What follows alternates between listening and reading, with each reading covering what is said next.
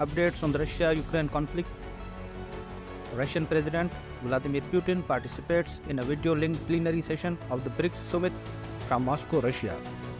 During the BRICS summit, Russian President Vladimir Putin informs counterparts from emerging economies that Moscow aims to terminate the war in Ukraine, which he attributes to the actions of the West and its allies.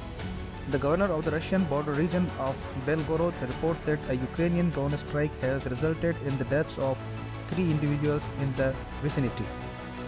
Russian defensive forces successfully intercept Ukrainian drone in both Moscow and the surrounding areas, as confirmed by the Ministry of Defense and the city's mayor.